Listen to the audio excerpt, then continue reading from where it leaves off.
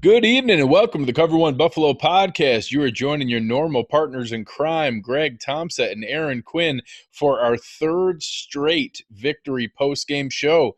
Aaron, how you doing? I'm great, man. I think it has something to do with you and I being together every Sunday to continue this winning going forward. I think I'm a superstitious guy, and if I do the same thing every single week, it's obviously going to make the Bills keep winning. I'm not superstitious, but I'm a little Oh, stitious. get out of here. You're so corny. No, it's I like it. It's good energy. We've got a lot of good things going, and we'll get into it here about fans going crazy about ugly plays and whether you deserve to win and anything. But this is the NFL. Wins are tough to come by, and we've won 3 in a row. So I'm going to Yeah. take it, and we'll move on and hope for improvement in a lot of areas that we'll get to. But 3 wins are 3 wins. Honestly, and my wife had to work today, and so she was driving home from the stadium, and we were talking about that and wins and ugly wins and stuff like that. And she kind of made a good point. We've watched New England games for years, obviously being from New England and all of our friends and family. And she said, man, I can't think of the amount of times that the Patriots have beat the Bills barely in an ugly fashion, last second drive. Bills not even close to as good of a team as the Patriots. And the Patriots fans don't care how that win happened. They just care that their team ended up 14-2 or whatever it is at the end of the year. They don't care that there was a 3-point win in Buffalo where they barely got by a worse team. So at the end of it, in December, January, doesn't matter how you win these games. It just matters that we win them. And you pointed it out in the Slack channel, 2 of them are conference wins. So we're picking up some momentum, guys. I like the way this feels. Yeah, it's something that I get that in the grand scheme of things, the idea of picking up points and trying to gain confidence and wanting people to believe in how good we are, like, I get that. I'm not saying that there's no value in wanting to feel good about it, but right now there are 3 undefeated teams in the AFC and we're one of those 3. And that when you take a look at that, the Patriots have beaten the Steelers, the Jets, and the Dolphins. That's not a murderer's row, and they still feel just as good about their 3-0. And that, yes, is it more impressive when you have a plus 89 point differential than a plus 19 point differential? Yeah. But are they the same 3-0 that we are? Yes. Yeah, And they don't it's get just, extra points for that at the end of yeah. the year. There's no graded scale where the more you blow teams out by. But also, the teams are on different paths. The Bills are a young team. I think outside of me and you and the few people that picked them to win the 10, 11, maybe 12 games, whoever was talking that crazy stuff, had them being possibly 3-1 after the first quarter of the season. So picking up any wins is good, and they're a young team. And Eric brought up a great point when I was freaking out, and I think a lot of the members of the Slack channel were starting to freak out in that third quarter. And I'm sure Twitter was 10 times worse than the Slack channel was during that third quarter slump. Eric brought up a great point, too, that a game like this and really the last 3 weeks are really good pieces of foundational building for a young team to see how you deal with adversity and what your mental toughness is. A game that you should have had put away. You were dominating this game. We saw it with the Jets. The Bills came back from a game that they were being dominated in, and the Jets couldn't close that game out. The Bills had this happen in their home on their home opener, and we were able to come back and close this game out. And that difference in the 2 teams is an organizational difference, and it's a mental toughness difference. And I think that is the kind of thing that late in the year, as the games get tougher and more important, you kind of pull back on, hey, we've been in this position before. We can do this. We have the confidence to do this. So, yeah, they didn't blow them out like they should have. I'm still mad it wasn't a 30-point win. It should have been. But there's stuff you can take away from close wins like this. And I know people don't like moral victories, but they do exist, and you can build on that. And the right type of coaching staff can motivate that out of these guys and say, hey, we did get a moral victory here, and we can build on this and remember this as we go on through the grind. Absolutely. And we'll get into the specifics of the game here, but one, as Aaron had talked about, make sure you guys jump into the Cover One Slack channel. It's fantastic. And we were kind of talking in there that one of the big takeaways is that I don't mind having 3 ugly wins where McDermott, Dable, and Frazier have great film to keep the team humble. There's nobody riding high as though we're this untouchable force and that we don't have anything to improve on. There's a ton of really critical feedback that they can look at, be able to break down film, get that kind of chip on the shoulder, humble mentality, and we're 3-0. So it's a lot easier to look at all the things we should be improving on and getting better at when you're 3-0 than if you're tough luck 1-2. Or go ask a team like Denver, who is now a really solid 0-3, and that it's kind of tough when you're, facing the teams that they are. Go ask a Denver fan after multiple weird losses to the Raiders and the Bears, and again today to the Packers, how they'd feel to be a lucky 3-0 like we are. It's just something that you have to realize wins are tough to come by. And now we get the benefit of not riding high, not getting too big for ourselves, not deciding that we don't need to improve on things. And a lot of the things that we talked about in the preseason about, 4 new offensive linemen, 9 new offensive starters, and needing time to gel. Well, we've seen that. There's been some ugly things. We haven't been good with second half adjustments coming out in the second half of games, but they're still figuring out ways to get by and get wins while we're needing to improve on things. And that's certainly a much easier slice of humble pie for me to take, that when they're doing film breakdown and doing those things, we're learning and getting better while we're still finding a way to win. Yeah, and I know people get frustrated post-game press conference or throughout the week, and McDermott's, they're trying to egg McDermott into talking about how good the team looks or whatever, and the first thing he always says is, there's a lot to work on. And he kind of went a little bit further this press conference after the game of saying, specifically way we came out at half and let them get back in that game. Like, there's a lot that we have to work on, and it's not pretty. And you're probably not going to beat the teams like the New England Patriots, like the Kansas City Chiefs, if we ever have to go up against them in a style that we played today. But it doesn't matter, because those aren't the teams we played today. They did just enough to beat the team that they had to, and we talked about it all week. You got to win the games that you're supposed to win, and I would have liked to see it happen in a more dominating fashion, because I really do think the way they played in the first half is about where these two teams line up on paper. I think the Bills are a more dominant roster. They're at a different spot right now in the franchise. So I would have liked to have seen it be a more dominating victory. But at the end of the day, they beat a team that you're supposed to beat. It's a conference win. And it's nothing but positivity that you can take and grow on some of the negative plays and some of the stuff and clean that up. And hopefully when you do go up against the New England, like next week, you clean up a lot of that stuff and allow yourself to be maybe more in that game and hang around in it and be that team that can use some of the adversity that you've already gone through to help you beat maybe, a Cleveland or a Philly or one of these teams that you're going to have to beat at some point. All these little building blocks that we've done this first 3 weeks are going to help at that point. Absolutely. Let's go ahead and dive into a little bit more detail of the game. We'll start with our offensive side of the ball. It was certainly another roller coaster ride of a game for our man Josh Allen, and I think you made an awesome comment in the Slack channel that Josh Allen is the toxic differential. Like, he is that man. Like, that's what he is as an entity. And that it's just crazy to see so many amazing plays and so many plays where you're just furious. And it's just hard to kind of get your mind around what's going to be there. And I made a comment in there that if your expectation coming in is just 0 bad plays from Josh Allen, I've got some bad news for you. That's simply not going to be reality. So, luckily, again today, there were more positive than negative, but there surely were some negative. So the way I had it, not graded, I don't do grades, but the way I had it marked off, I felt like there was actually a little bit more negative, is slightly more, but because he's starting to do some of the more pedestrian things that I don't chalk up as a positive play, I chalk it up as I'm expecting him to do that now, some of the stuff that we didn't see last year.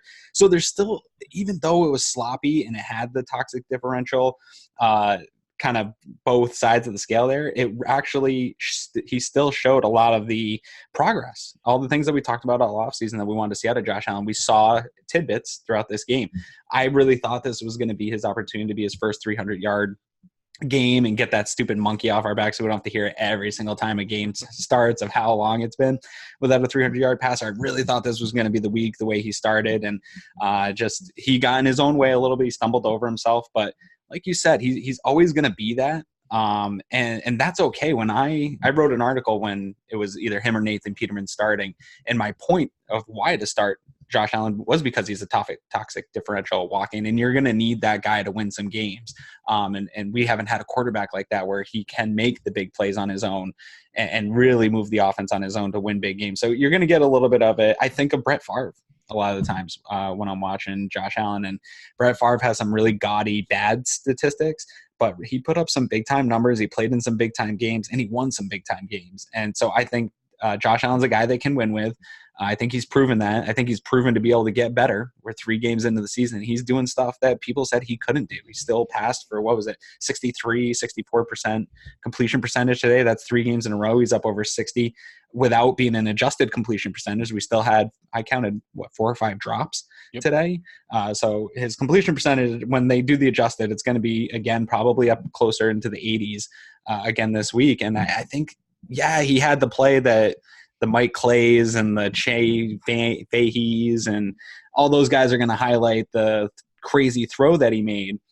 But he's still doing the things I think that Bills fans should care about and not care about the other noise, because he's going to have that. It's always going to be up and down. Yeah, and I feel partially responsible for the idea of how I react and how other fans react, in that, look at what Eric and I went through in the film breakdown on Tuesday, in that we went nuts about the play that Josh Allen's roll into the right and rifled it in there to Dawson Knox, and it was his best throw of the game, and maybe it was his best throw of his career. And that, God, how can you blame him for thinking that he can do that again? Because he just saw what he was able to do. And that, I know Chip was in here, made a couple comments, and Chad made one as well about some of the designed runs. And I do think we get him banged up a little bit more than I'd like. But I get some of the times where we'd like to see him just throw it away, or we'd like to see him take a sack. I guarantee that the intentional grounding penalty in the first half was in his head in that second interception, in that he was worried about getting it back past the line of scrimmage and not just flicking it away out of bounds if it didn't get back to the line of scrimmage, and that, he's got to get past that and mature past that to be able to do it. But when you see what he's capable of in some of those plays, it's easy to use the cliche that, we don't want hero ball Josh and he's got to learn not to do that. Well, some of those amazing plays that we just kind of drop our jaw at, and I can't believe he got out of that in the backfield and was able to get himself out of there and pull that off. It's easy to say, oh man, he just needs to learn and take a sack there. Well, some of those amazing highlights are because he does that. So it's something that I believe Josh Allen is always going to be. You take the good with the bad, and you just cross your fingers that the bad isn't as big as the good, and that, or he has bigger good plays to outweigh the more bad plays, and that we somehow come out with a win. And that today is one of those, and that it wasn't perfect. Plenty of the ugly, and letting them back in this game was probably more directly on Josh than it has been in the first couple games here. But he still led a touchdown drive when it mattered, and we came out with the win. Yeah, no, he did just enough to win the game, and he had some big plays for this team. And like you said, there was a play specifically where he looked dead to rights in the backfield, and if he would have taken a sack on the play, it would have been a 6-yard loss or something like that. But instead, he started juking guys, got out, and made a little bit of a play with the ball. And we even saw it on the Knox play, just his ability to move on that 49-yard pass. So you do take the good with the bad when it's Josh Allen. And I think that fans are just going to have to grasp that. And I think we'll have to just a little bit drown out the noise. He'll never get the full respect that some of these other quarterbacks from this class get, or other quarterbacks get. People have preconceived notions of who they think he is. We obviously have some bias probably towards Josh Allen too, since he's our guy. But he's our guy. He's going to have some good, some bad. Nobody's Tom Brady, and that's okay. I think you can win with Josh Allen, and he's proven that we can win with him, and he's proven to be able to get better. So he's still less than a full season, right? He was 12 games last year, so he's still less than a full season. He's about to finish his first full season next week of football, and the progress that he's made in that first 16 games is like nothing I've seen out of a Bills quarterback through their first 16 games. So there's nothing. Bills fans should only be excited. Drown out the noise. There's going to be some this week on Twitter. There's going to be the guys that said, I told you that he's always going to be this guy, and pointing to a couple of those plays, and they're going to ignore all the other plays that he made in this game. So I'm going to take Josh Allen throwing for 64%, 240 yards every day of the week. He still outplayed Dalton. Dalton got a little bit ahead of him in yards. He still outplayed the other guy, and that's 3 weeks. Somebody brought up in the Slack channel, that's 3 weeks in a row he's outplayed the opposing quarterback. I'll take that every day of the week.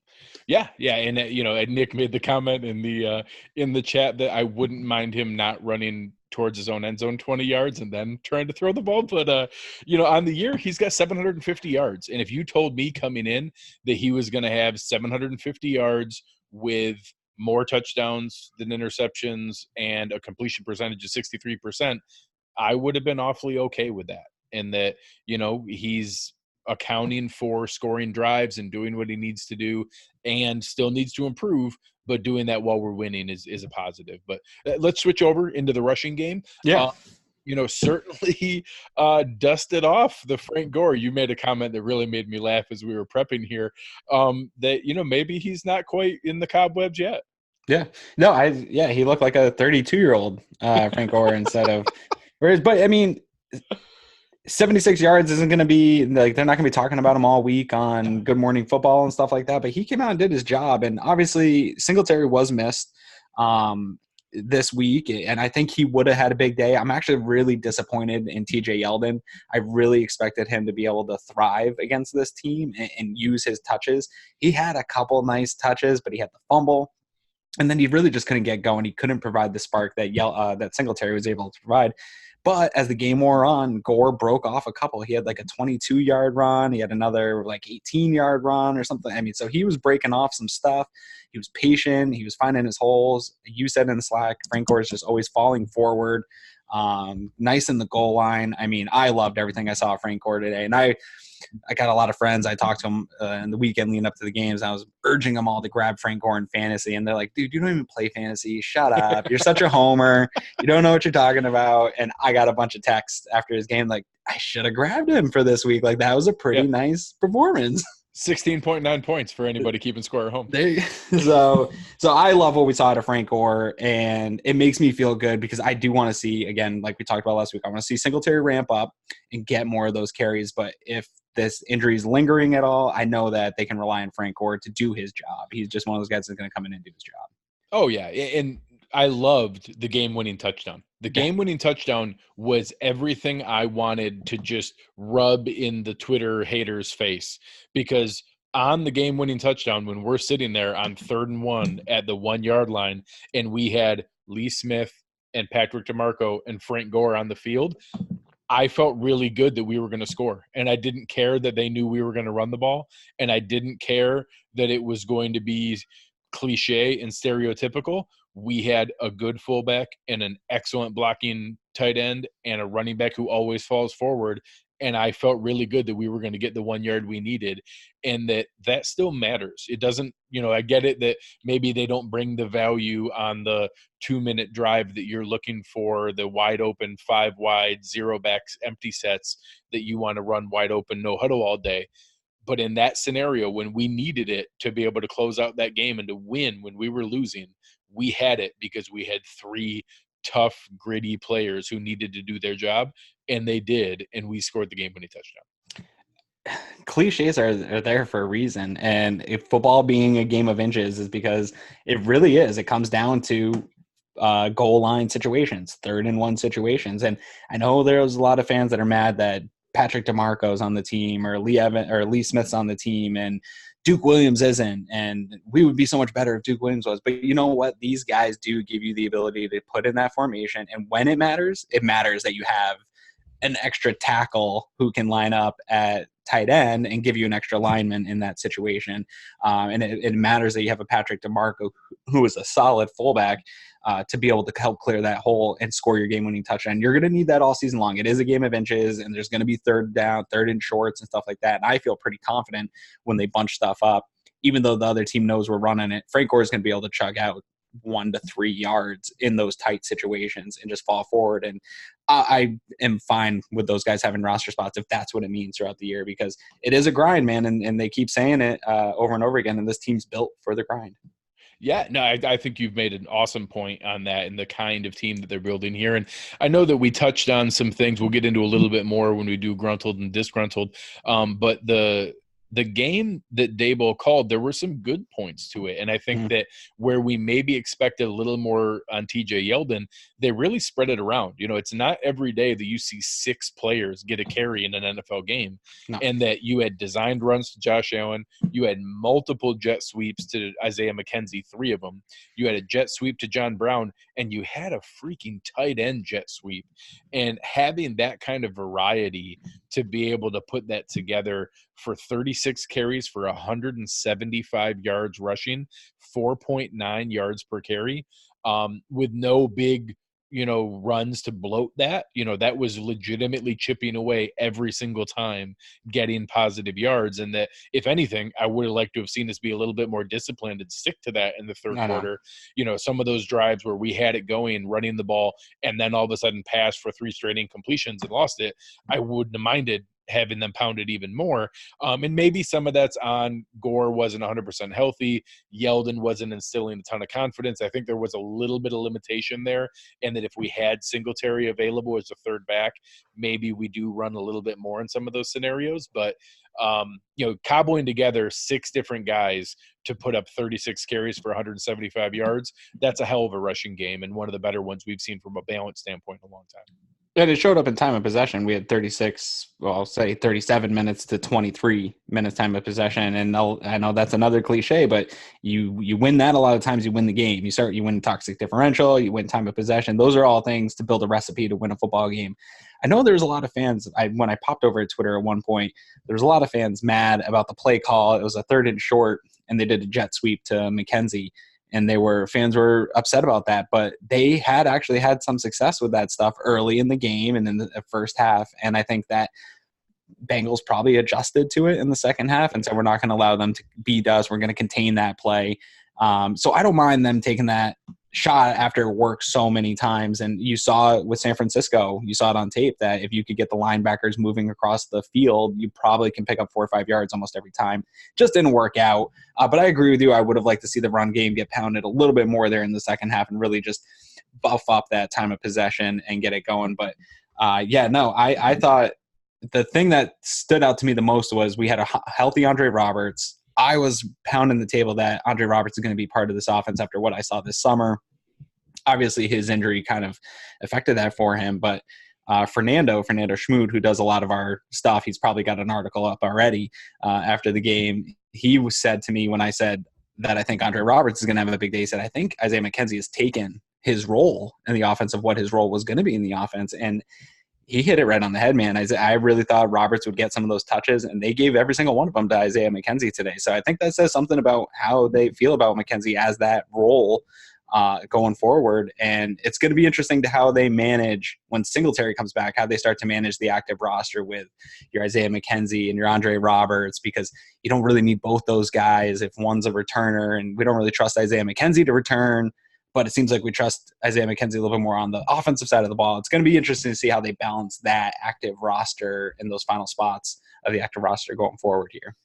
Yeah, I'm curious as you look at that, how much of that was easing Roberts back in with the quad injury, and that if you're stuck with that, is it something that, hey, yeah, we think Isaiah's a little bit better, but we think that Roberts can do 95% of what Isaiah can do on the offensive side of the ball, and then is better in the return game, so we just kind of have to swallow it and keep him inactive. I think there's a couple other areas that you can look at. They've been running it pretty thin on the offensive line. So now with Feliciano hurt, is that going to give them options where they need to look at keeping a 7th or an 8th guy instead of just 7? The special team certainly hasn't been anything special so far, so I don't think they can cut themselves shorter there, but it's going to be interesting to see as they go forward. From a receiving standpoint, it was probably the least exciting day for my man John Brown. Cole Beasley did have 8 catches. We saw Zay pop on 1 big play, but only had 2 overall. But they were nice catches, and yes. I think a lot of Bills fans – I got to pound the table for my boy Zay. I think a lot of Bills fans didn't think he would catch any of those. And if he got that one that he got loose for, he has a lot better day, man. That's a Zay day right there. Oh, yeah, that could have been a 50-yard touchdown if Josh was able to get his feet underneath him. But, it's still 8 receivers catching a ball, 10 receivers getting a target, Josh spreading it around all over the place. And then I think by far the most exciting game in Dawson Knox's career so far. I think there's been some fans who have been excited about Tommy Sweeney and thinking what he is capable of. And I think this really showed the athletic difference between Dawson Knox and Tommy Sweeney. And then I think we saw the blocking last week. So I think you just see that Dawson Knox is pretty much just a better version of what Tommy Sweeney's potential was in the preseason. You know, we're not running a lot of tight end jet sweeps to other players. And then that catch down the sideline, 49 yards on the game-winning drive. You know, Josh finds him wide open, and he not only doesn't go out of bounds, he gives a nasty stiff arm to the first guy, and then he absolutely destroyed that second defender and just crumpled him to the ground and got another 8 yards after that. And just that kind of run is the kind of thing that is going to ingratiate you to Bills Mafia like never before. That is a fan favorite kind of play. Oh yeah, it's Mark Barbaro-esque. Jeremy Shockey, you know, that kind of guy. Yeah, and it reminded me of the play of Fred Jackson stiff arming Chris Conte into the end zone. You know what I mean? Just like it's going to stand out in Bill's history and folklore of that play. No matter what else Dawson Knox goes on to do, that'll stand out. I did like Tommy Sweeney was out on the block on that jet sweep. They had them both in, and he put a nice block to allow Dawson Knox to get a little bit extra yards on that jet sweep. But how many tight ends are there right now in the league that a team feels confident to run a jet sweep with? They probably Kelsey. Maybe Zach Ertz, probably Ingram. Maybe I would George run Ingram. Kittle. Yeah, Ingram's a better athlete than what Knox is. I don't know that anybody else is a better athlete. Like there are other guys who are just more experienced. Maybe 5 guys in the whole world that play that position do that type of thing. So I think that shows us how the team feels about his athleticism. And we talked about that a lot in the preseason when we didn't think he would be getting a lot of snaps. We thought Tyler Kroft would be here, be the number. We thought Knox would have to ease in slowly, but that we still wanted to see them get creative and get him touches.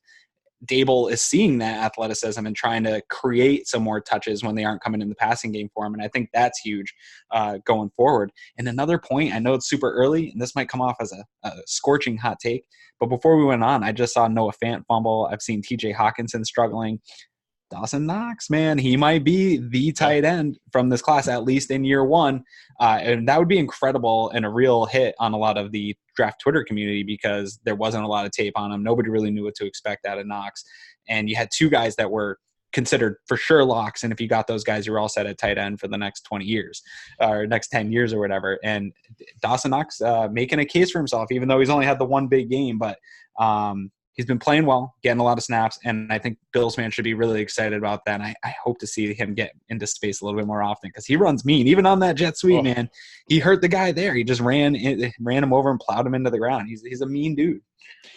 Chip was asking in the chat about what does this mean for Kroft when he comes back, and that I do think fans underestimate how good Tyler Kroft is, and that you did still see an ugly drop from Knox. You saw a drop from Sweeney that might have been a tough catch, but he certainly could have caught for a touchdown and didn't haul in. And then I do think that Kroft is a well-rounded player that can block and receive, so he's probably a more steady, experienced version of Knox, but not quite as good of an athlete as he is. So I actually think the two of them are the exciting 2 tight end set that I want to see, and that Kroft is just a better version of Sweeney and probably more dependable than Knox, but not as physically upside demanding wise. And I think that that's kind of where it would go. But honestly, it doesn't really matter if Knox can't, or if Kroft can't get on the field. It doesn't matter right now. So I know that the reports came out that the injury to his ankle was not as serious as first thought, and there's a pretty good chance he plays next week. But I'll believe it when I see it right now because we have literally never seen him in a Bills uniform because there was no media at the first practice. So we've seen him run routes against air. I think I've literally seen 3 routes against air of Tyler Kroft in a Bills uniform ever. So until I see him on a field, I can't really comment on it. Yeah, but with an injury like that, and I think probably Taron Johnson may be the same way, although I don't really know the extent of his injury, and we still don't know the extent of Devin Singletary's injury. But in a game like this, there is some of that, not that you look ahead to New England, but there's some of that, well, we feel pretty good with these guys we've been rolling with. Let's give Tyler another week. Let's not rush him out in the field and force it. I think if it was a playoff game and it was a sprained ankle, he's playing. or a game that mattered that was going to make the difference in the season, Tyler Kroft's playing that game. I don't think he's injured to that point. So I do think we'll see him next week, and I can't wait to see it. I think they've been really good in the red zone. I think he's going to add a nice piece to that and what they're able to do in the red zone and kind of work him and knocks off each other. So I'm super excited to get him back.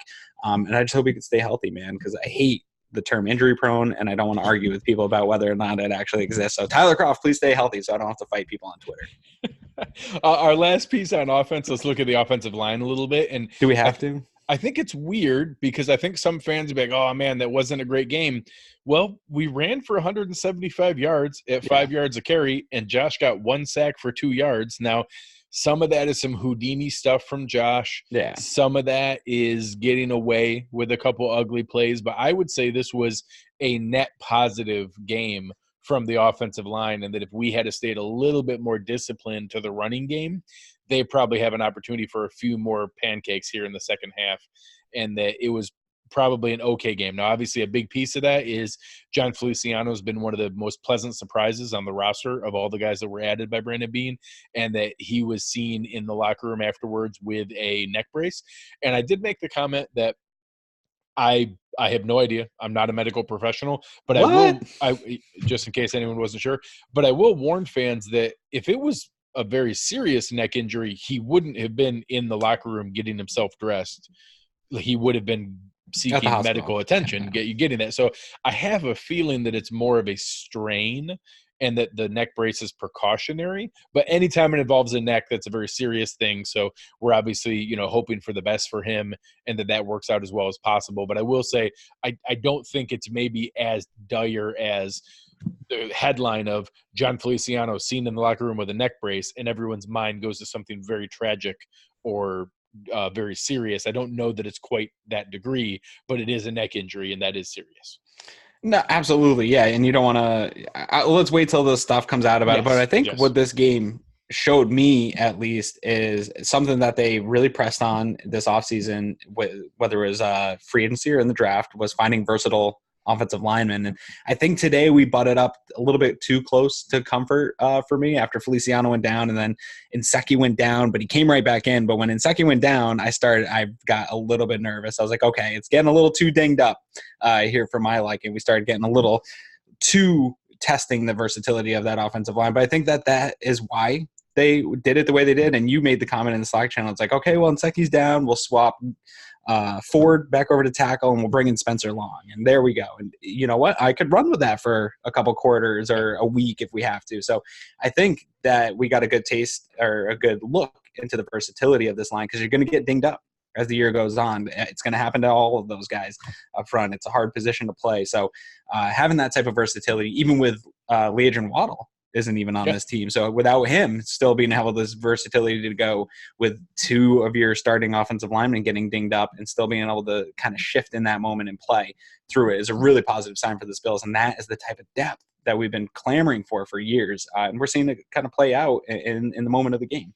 Yeah, I thought it was exciting, and being able to go through there. We had another comment of one of the guys, most active guys on Twitter, Malik, was writing to us that we should endorse Dawson Knox's new nickname of Rambo. And that for anyone who hasn't seen it, there was a pretty good clip from our guy Matthew Fairburn at a post game, and he was wearing a Rambo shirt. And I think I endorse it. I haven't decided yet. I do like Andrew Bartlett, who's a member of our premium Slack channel, came up with Noxic differential. I like after it. the big play. I'm into that because we're big toxic differential guys. I do like. I might have to make up myself a Noxic differential shirt. If he makes another big play, I might just do it. I support it. All right, let's flip over to the defensive side of the ball. Yeah. And it was tough because I know you and I both fell victim to. There was a point here coming into halftime where this looked like it was going to be a historically dominant defensive performance. So part of that in the second half is, halftime adjustments. Part of that is maybe getting a little bit tired or some momentum, or maybe even some of the actual, results of the emotional high of the initial home game, and then kind of coming in after the fact of what actually comes of that, coming down from that much adrenaline. But it wasn't the same defense in the second half, and giving up those 17 second half points was a little bit frustrating. But overall, 17 points is a winning score if you hold your team at 17 or below, which we've now done, 3 weeks in a row. Being able to do that, I think, is a net positive, but it certainly was a tale of two halves from a defensive standpoint.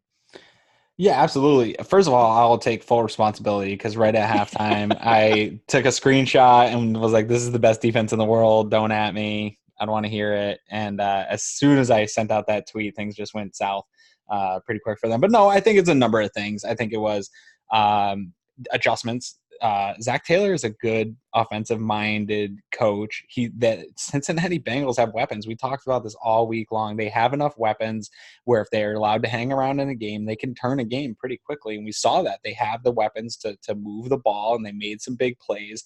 And for a while, they caught up on the toxic differential until the Bills were able to kind of turn that back in our favor. So I think it was that momentum. I know there's a lot of people out there that say it's a myth and it doesn't exist. I saw it. I heard it over the broadcast. The stadium got quiet. Everybody got on the edge of the seats. The Bills lost momentum in the third quarter. It became an even game, and the Bengals really jumped on that. So I think it was a number of things. It's going to happen in the NFL. They're good players out there in the league, and Andy Dalton's a good player, and he's got some weapons around him, and they made enough plays to make this a game. And I think the important thing is that the offense came through and helped out the defense with this one. And Josh Allen actually put the defense in some bad positions today, but in the end, the offense bailed out the defense and was able to get the win. And that's something from the first two games we didn't really see. We got to see that today. So Leslie Frazier talked about that after that first win. And they say, oh, you're going to have to carry this offense all year long. He said, well, we're going to have to rely on them at some point this season. We saw it. So the offense came through, bailed them out. The defense ended up finishing off the game for him. So I think overall it was a really good defensive performance. And there's not going to be a lot of times where you have a half as dominant as they had and you're able to carry that through an entire game. I mean, it's the NFL. You're not going to hold the team to under 100 yards for the game or anything crazy like that. Yeah, and it's hard because I think there were flashes. I think we saw a really strong game from Jordan Phillips, but I don't know that I remember thinking to myself, oh man, that was a great play from, and then insert any defensive lineman. It was probably the quietest Jerry Hughes game we've seen in a while. He got close on a couple, but didn't really have his havoc-causing game that he normally does. One of the quieter games we've seen from Trent Murphy. Ed Oliver pushed the pocket a couple times. Harrison Phillips, I don't recall even saying his name during the game. So from a defensive line standpoint, with as poor as what the Bengals offensive line was coming in, it was surprising that we didn't wreak a little bit more havoc there. And then the linebackers I just thought was tough, in that being able to see, Milano, I thought he had a good game. You're right. Almost sneezed live. No. I thought this was Tremaine Edmonds' worst game that I've seen so far. 3 tackles. I thought that he bit on play action over and over and over again. I think that they knew that late screen play was going to work because they were going to do run action to Mixon. He was going to bite on it. They were going to get a lineman out there and be able to get him in between him and Mixon, who was his guy, and that it could break for a big play. And it happened exactly how they wanted. And that, the front seven, I thought, had probably their poorest game, which is tough when you think about how low they held them, but just no big impactful plays from anybody in the front seven, really. And that I thought that was tough. I do think our secondary came through. I think that we were able to make some really strong plays on the back end. I will say, I take that back. I think the defensive line got their hands up and knocked down some games a couple times. Yeah. And that they were still able to contribute. And again, they made some tackles to do their job. But the overall, if not for the secondary, this could have got really ugly. Jordan Poyer had more than double the tackles of anybody else on the roster. Micah Hyde was just kind of the orchestrator, moving everybody around. He deserves full credit for that Kevin Johnson sack, sending him off the edge. And he had the fumble. Man's fumble, literally ripping it out of his arms, being able to set that up. And then, your man Trey White comes through with 2 interceptions. And that, thank God for this secondary, because otherwise that second half could have been even rougher than it was. Yeah, no, the secondary definitely kept them in the game. I actually am not loving the defensive line as far as what the bill of goods we were sold going into this season, how the talk was, adding Ed Oliver to this, or the defensive line, adding Ed Oliver to this defensive line was going to make them just world beaters, and it was going to open up Jerry Hughes. And I was all for it. Sign me up. And I was pounding the table for Trent Murphy, saying, now that he's fully healthy, I fully expect him to really contribute to this pass rushing game. And I know there's people out there that are high on Trent Murphy, or, Hughes has had some good pressures dialed up this year, but I haven't been super excited with my expectations of this defensive line so far.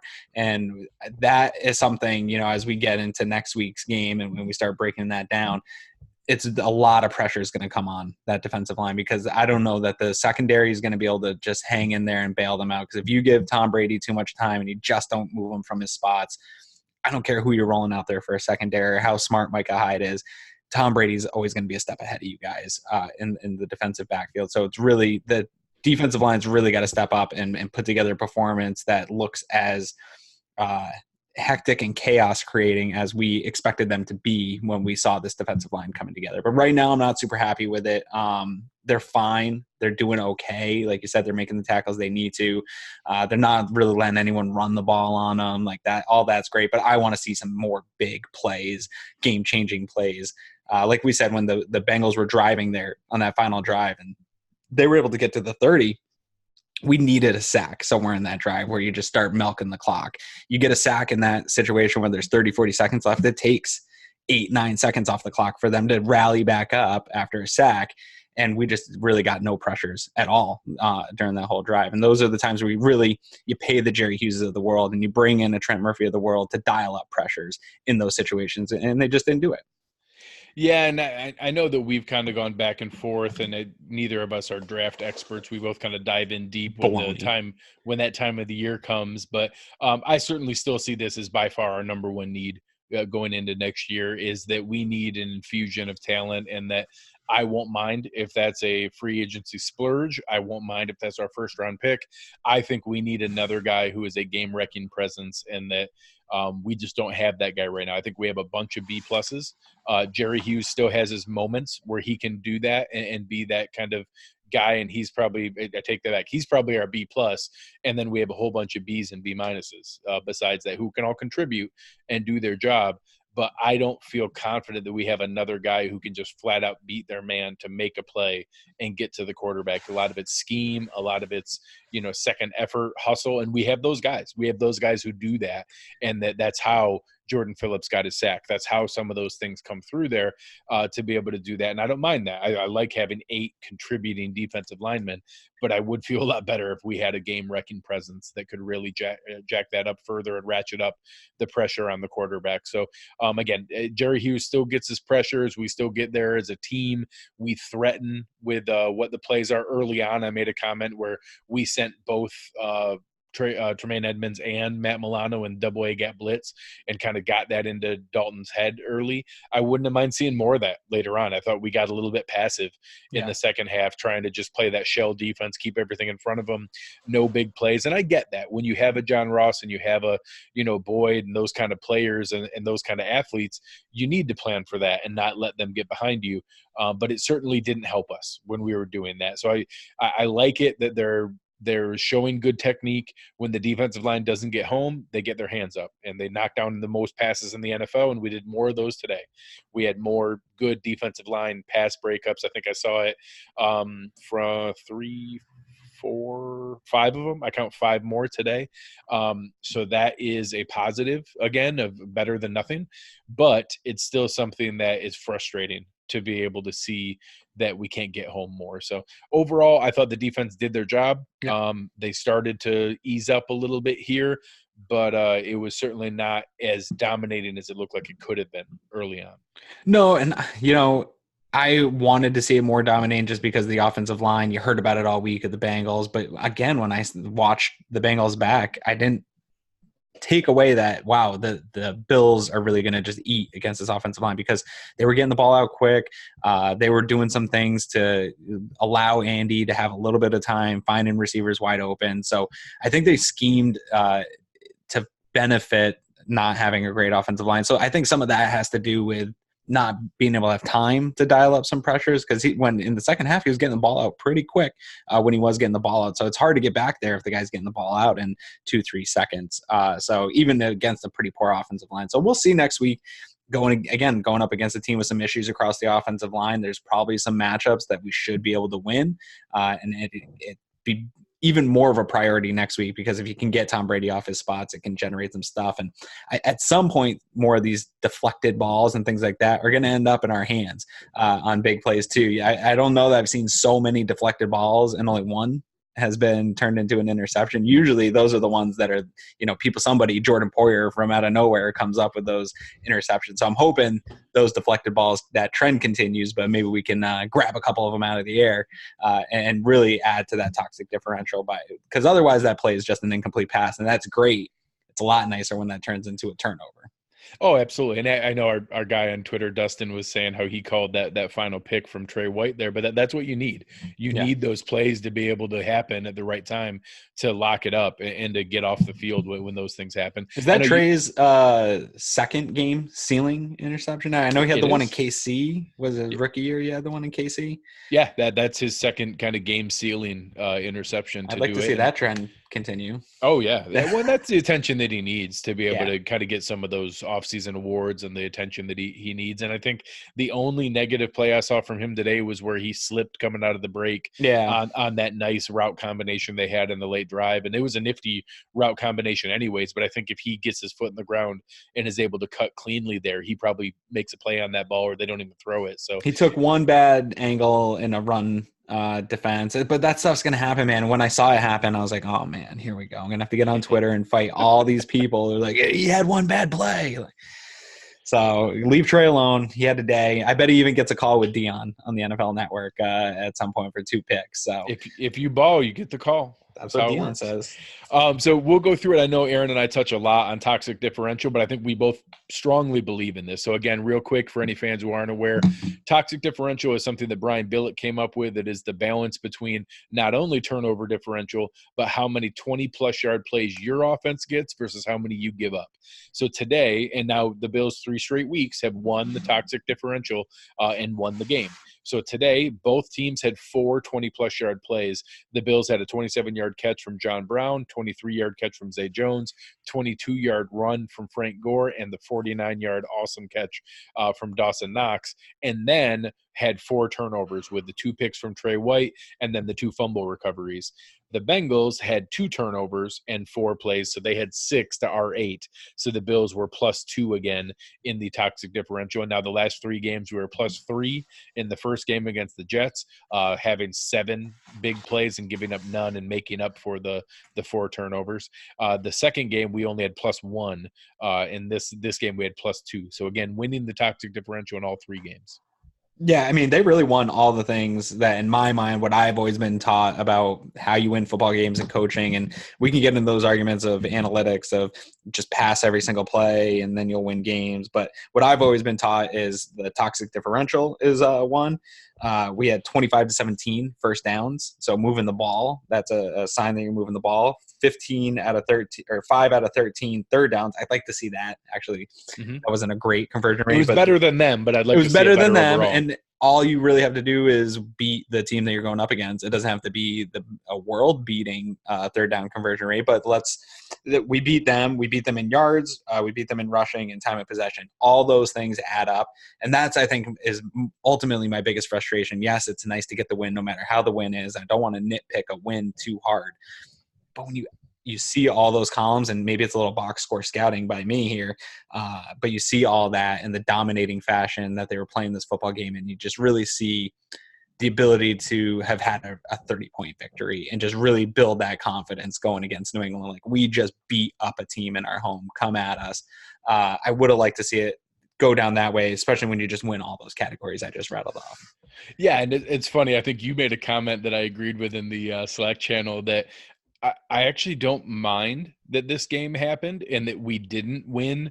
I predicted 31-10, and that I thought there was a point, and that when they were driving down before Yeldon fumbled and they were about to go up probably 17-0, and that maybe that kind of takes the last bit of air out of their sails, and that all of a sudden we cruise to an easier victory, and something like 31-10 was probably more in the cards.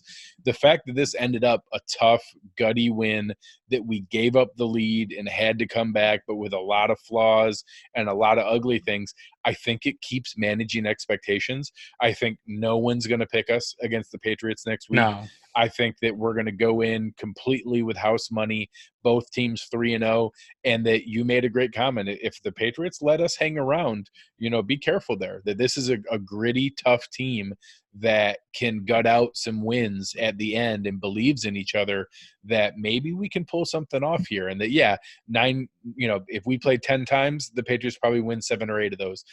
But I think this is a good enough team to win against that Patriots team. And if they let us hang around, they might just gut out something fun. Yeah, I will be saying that all weekend and retweeting the tweet that I said about that, because I don't think the Bills can win that game. I think the Pats will be favored on the road by quite a bit. I think probably nearly a touchdown. Yeah, I think it'll grow throughout the week. But if they do let the Bills hang around, you saw the Jets they got the 2 special teams. Obviously, nobody had confidence that the Jets were going to be able to come back from a 20-point deficit. But if they only get up like a score or 2 on the Bills and then get lax, I don't let them hang around, man. This team has the grit, they have the playmakers, and they believe in each other, and that is something special. And I'm sure the people that only live in an analytical world, well, hey, won't believe in each other. What does that matter in football? That doesn't mean anything, but it does. And the Bills are a team that you don't want to let hang around. And obviously we let the Bengals hang around. We kind of let the Giants hang around a week ago and still weren't able to win those games against slightly probably worse teams than us. The Patriots are now going to be in that situation coming to us. They are a better team than us on paper and just in all statistics of football. But if they let the Bills hang around, man, the Bills could really surprise some people. So, Patriots, man, you better be on your work this week, because we're not going to make it easy on you. Let's wrap things up for the week here with ours and go with our final awards for the gruntled and disgruntled. Let's start on the negative side. We'll start with who was disgruntling you this week. Who were your honorable mention? Who'd you end up going with? So I'll say I honestly almost picked Josh Allen for both. That's what kind of game Josh. I was going to come on here and just say he's both my gruntled and disgruntled. So I'll leave him as my honorable mention, Josh Allen, just because I think ultimately we won the game and he still was a big part of that. But Tremaine Edmonds is my disgruntled for this game. You already hit on really the reasons why. And I think he put this team kind of in a position, especially on that screenplay, in a really bad position to almost lose the game. And he didn't do anything spectacular that you expect out of him with that type of athleticism. He almost got to Dalton that once, but we just didn't see much out of Tremaine this game. And I'm a little disappointed in him. So he gets my disgruntled today. No, I think that's a great call. I agree. That's who I had as my number one. I did have Josh Allen in my honorable mention. And just to kind of balance it out and be fair, last week I gave Brian Daboll my gruntled. And this week he deserves to be in that honorable mention. And that I think for the first time, I've been a huge defender of his and a huge kind of Daboll apologist, in that there's been way more on the execution, pre-snap penalties, drops, bad throws by Josh. This was the first week that I really got frustrated in the second half that he consciously chose to throw the ball when we were running the ball really well. And that a couple of those drives, I think sometimes you have to remain disciplined to stick with that and to keep doing what was working well and not have to feel obligated to do those things. And that there were a couple times I thought he got a little too cute, running an end around on 3rd and 1, when you, again, the same idea that I lined up with why I was so confident at the goal line. When you have Lee Smith and Patrick DeMarco and Frank Gore, you ought to be able to get a yard. I don't care if they know we're trying to get a yard or not. You ought to be able to get that, and that I would have liked to have seen a little bit more there. So I did give my disgruntled to Tremaine Edmonds, but I think Brian Daboll was right there with me as well. I think maybe another honorable mention here, and this is more actually the 3 games here, is special teams. I think special teams is close to getting it disgruntled because 2 weeks in a row, they almost gave up the punt return to the Giants. Sarah Neal saved that, but you talked about it in the Slack channel. The reason Sarah Neal saved that touchdown is because he was getting worked in the special teams, and they have been getting worked. They haven't been playing well. They haven't covered well, and we almost saw a kick return for a touchdown earlier. And we were talking about before the show here, probably holding happens on every one of those kick returns, and the Bills were just lucky enough that a ref saw it and threw the flag, because that would have opened this game up entirely. And I hate having to come on here and talk about big special teams touchdowns. I don't want to do it. So special teams, get your act together, because I don't want to see any of those big plays given up. We only saw one kick return given up so far in the NFL, and the Bills almost had a second one here this week. So that they are at least honorable mention. No, I agree, and I think there's some of that I hope would gel as they come together a little bit more. But it still was rough to see. Let's end on a positive here. Sure. Who were your gruntled and your player of the game? I'm pretty sure I know who it was. Yeah, so honorable mention, Josh Allen, and then I had a hard time. I really wanted to give this one to Frank Gore. He made my list. And I really wanted him to be my gruntled, but there's really no way I can't give it to Dawson Knox. Even though he had a sloppy drop, this was his coming out party. And for me, as a guy who really questioned that pick and wasn't really sure that he would be able to contribute this year, you and I are both on the record on this show saying that he wasn't going to contribute this year. Oh, yeah. Huge contribution. If you would have told me he would have had a game like that, I would have slapped you in the face this spring. So Dawson Knox, congratulations, man. Happy he got a touchdown and a big play that ended up really helping us win the game. So big day for Rambo. Absolutely. And I think that honestly, that's the most fun highlight we've seen since the Josh Allen hurdle play. Yeah. And that's a play that's going to be highlighted and shown the rest of the season, and the rest of Dawson Knox's career, honestly, might be out there. And that, I had a couple other names I wrote down as well that deserve some credit. Frank Gore, again, like you said, deserves some credit. I loved Micah Hyde as the orchestrator of that defense, moving people around, communicating. Trey White having 2 picks, I think, deserves some credit in what we're doing. I think he had a couple other plays that maybe weren't perfect, but I think Dawson Knox very well deserving of that honor, and that I am excited. Andrew Brandt has already put out the angry. I was going to say he's got to be an angry run nominee. Oh yeah, nominee. I was joking and wrote back to Andrew Brandt that has anyone ever won it without a vote or a contest? You just immediately give him the trophy. Yeah. So I feel very confident Dawson Knox is going to be in the running for that and is going to win the Angry Run of the Week award. So just fun to see that kind of game. And again, I said I was going to go on a little bit of a rant pre-show, and I'm going to end a little bit on my thoughts for it. That I understand the idea that fans get mad about why didn't we, keep our foot on the throat? Why didn't we, keep our foot on the gas? And that I think that some fans actually think there's a switch that you flip or that you do things, and it's just not nearly that simple. And football is a complex game, and it's really difficult with 22 grown men of some of the best athletes on earth out there trying their best to do their job and do what they need to do. You don't just decide to do things. That's just not how this comes together and works.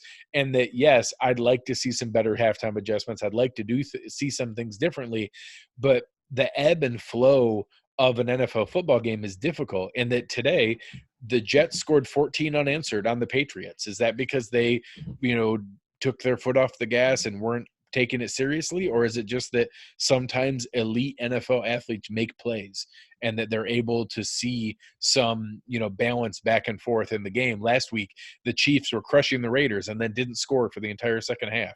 And that even the best teams have those kind of things happen. And that, yes, would I feel better if today we really went for the jugular and TJ Yeldon doesn't fumble and we punch that in for a touchdown and go into the half 21-0, and then in the second half it just steamrolls and keeps going because they've kind of given up? Yeah, I'd feel better, and that would be cool.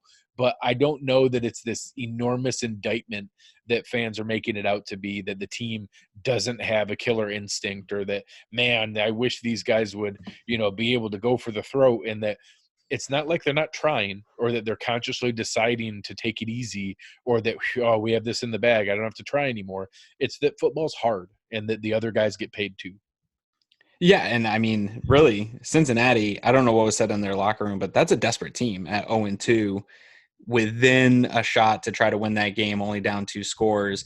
in a game that they had no business being down 2 scores, they felt probably pretty good that they couldn't play much worse, and that if they played a little bit better, that they could be in that game. And going down 0-3 is really defeating for NFL professional football teams, because the stats aren't in your favor. Very few teams come back from a hole like that. So these guys were motivated people to come out in that second half and put it all out on the line. And desperate teams are very difficult to put away, especially desperate teams with talent. And that's what Cincinnati is. And we talked about it all week, that this game could be a lot closer than people thought, just because we assumed that the Bills should win. Doesn't mean that you're just going to be able to assert your will on them. And I agree with you 100%, man. There's no way the type of competitive person that Leslie Frazier is, obviously a former player. You don't become a former NFL player without being uberly competitive and then get to all the coaching ranks that he's been in. Sean McDermott, same thing. You're not a multiple state champion wrestler without being a crazy hyper competitive individual.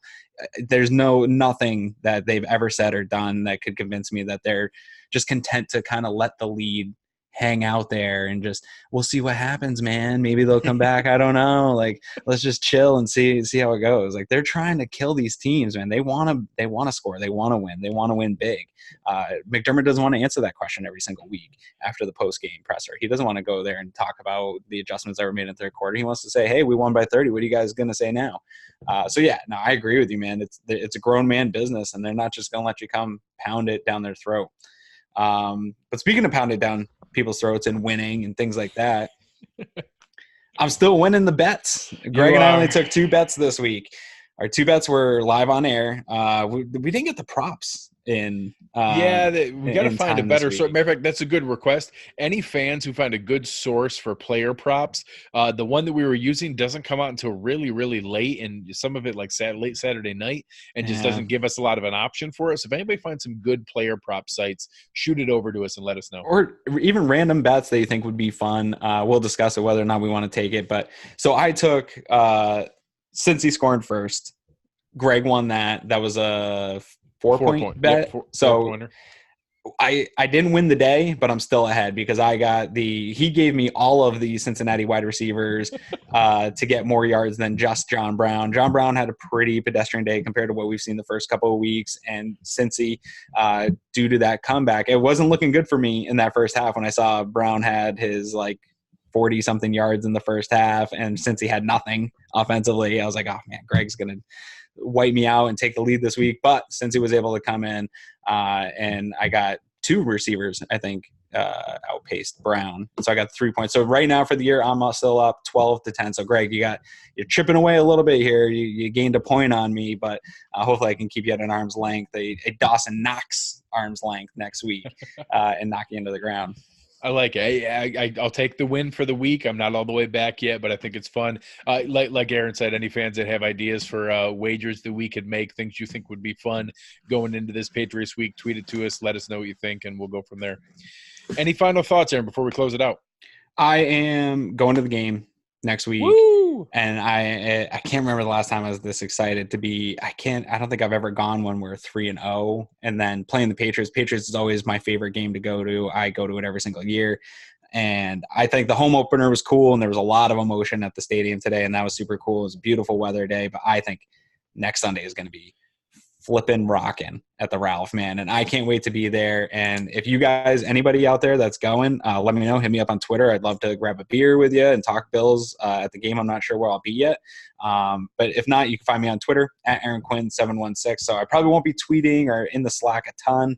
My phone dies too quick out there, and I might be a little buzzed, so I won't be messing with my phone. But yeah, come find me on Twitter, and you'll see me here on Wednesday for our Patriots matchup show, man. Enjoy Patriots week, guys. We're undefeated.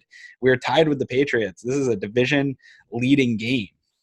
Absolutely. I think it's really exciting. We deserve to be excited. You deserve to be able to look at games like this, and that this is the kind of team that they're building. So you guys can find me on Twitter at Greg Thompsett, GregTompsett. I'm actually taking the family back up north. We're going to go see our in-laws in Cleveland. So anybody who's a fan of the Nick and Nolan show on the Buffalo Rumblings network, I'm actually going to be watching the game with them at the Cleveland Backers Club that they've kind of started and founded.